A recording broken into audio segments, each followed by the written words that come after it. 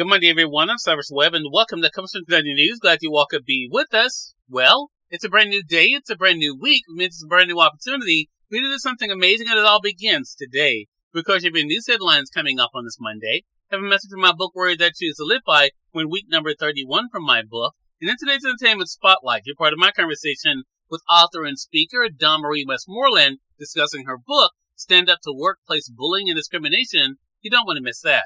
Enjoy today's broadcast. For Conversation Daily News, I'm Cyrus Webb with your Monday headlines. In international news, Israel says Hezbollah will pay the price after blaming it for an attack on soccer field that killed 12 children, says CNN. Israel vowed Hezbollah will pay the price after blaming the Lebanese militant group for a rocket attack in Israeli-occupied Golan Heights that killed 12 children, touching off fears once again that an all-out war would envelop the region. Hezbollah said it firmly denies it was behind the strike, the deadliest to hit Israel or Israeli-controlled territory since the October 7th attack. Israeli warplanes conducted airstrikes against Hezbollah targets deep inside Lebanese territory and along the border overnight Sunday, according to a statement from the military on Sunday morning. It was not immediately clear whether there were any casualties from these strikes. And on a visit to the Syrian and Lebanese border, where the rocket attack left children and teenagers dead on Saturday, the Israeli Defense Ministry pledged a heavy response. Hezbollah is responsible for this, and they will pay the price, the defense minister said. He added, "We will hit the enemy hard." The Saturday attacks on the region involved approximately 30 projectiles crossing from Lebanon into Israeli territory in a barrage Israel's military quickly blamed on the Iran-backed militia group. It killed 12 children and left 44 people injured, according to Prime Minister Benjamin Netanyahu's office. The children killed in the strike have been playing on a soccer field, according to a list from Israel's Minister of Foreign Affairs and residents who spoke to CNN.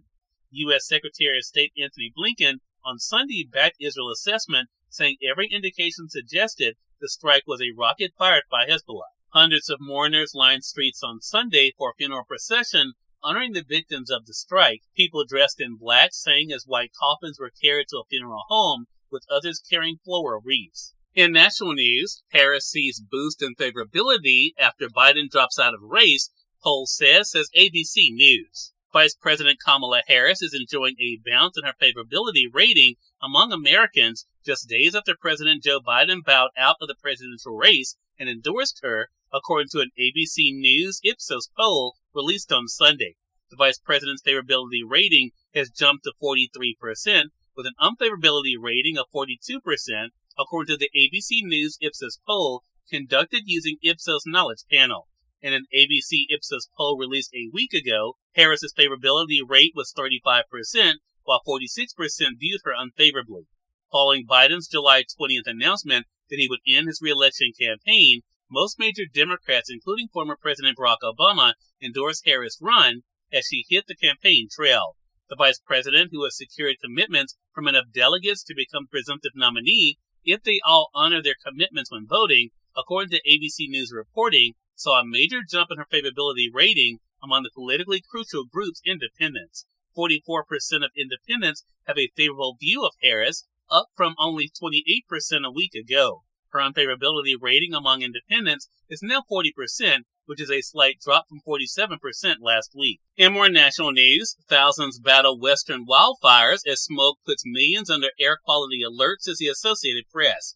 Wildfires across the western United States and Canada put millions of people under air quality alerts on Sunday as thousands of firefighters battled the flames, including the largest wildfire in California this year, says the Associated Press. The so-called Park Fire had scorched more than 550 square miles of land in inland Northern California as of Sunday morning, darkening the sky with smoke and haze and contributing to poor air quality in a large swath of the northwestern U.S. and western Canada.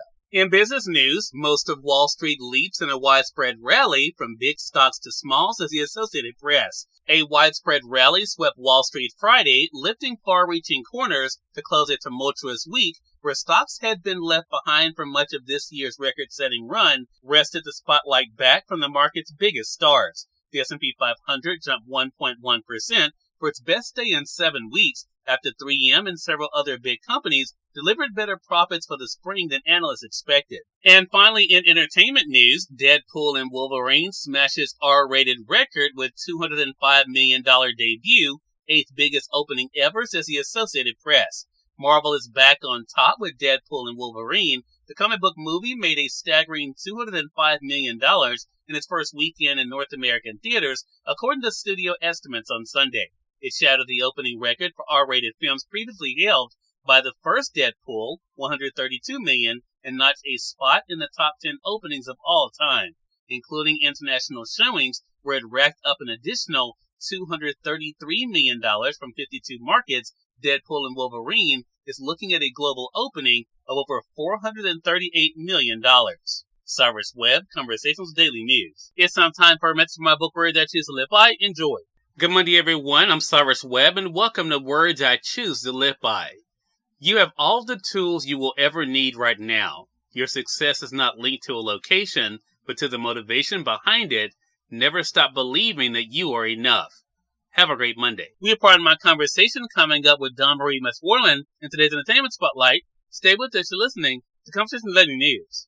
For Conversation Daily News, I'm Cyrus Webb with Entertainment Spotlight. Author and speaker Dawn Marie Westmoreland rejoined me on Conversations Live, the radio show, to talk about her book, Stand Up to Workplace Bullying and Discrimination. It's a bit of our conversation. Dawn, my friend, thank you so much for being back with us. Cyrus, it's always a blast to be with you. Thank you. Well, so much for us to talk about. And I should say, there's a saying, Dawn, that timing really is everything, right? And you and I have had, it seems like it was prime either a year or two ago, we had a chat on Amazon about your book. But I feel like the reason why I wanted to have you back, I feel like it's so timely right now, Dawn, because of everything we're seeing, not only in the workplace that we normally talk about, which may be the office, right? Or, someone who may work at an establishment, but in the entertainment industry where I'm spending more time these days, this is a topic that now documentaries are being made of. People are really talking about it. What has it been like for you, Dawn, as someone who's lived this, to see how people are talking about discrimination and bullying in the workplace? Wow, that's a lot to talk about, Cyrus.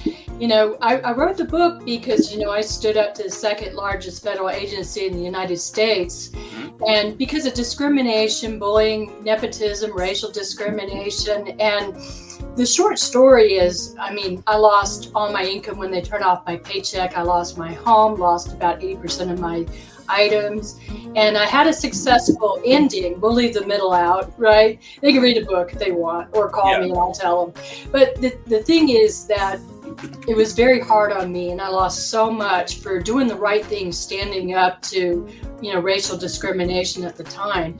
My background now is 31 years of HR. So, I knew it was wrong. And I knew there was a problem in the workplace. And, when I spoke up about the fact there were only 5 Black employees out of 550 white folks in our agency, I got a lot of kickback. I caught heck, and so they retaliated on me, and it got really, really extreme. And I thought, I don't want anybody ever, ever, ever to go through this, because most people don't know what to do these days, but I did, and I persevered, and I made it through there. Cyrus Webb, Conversations Daily News.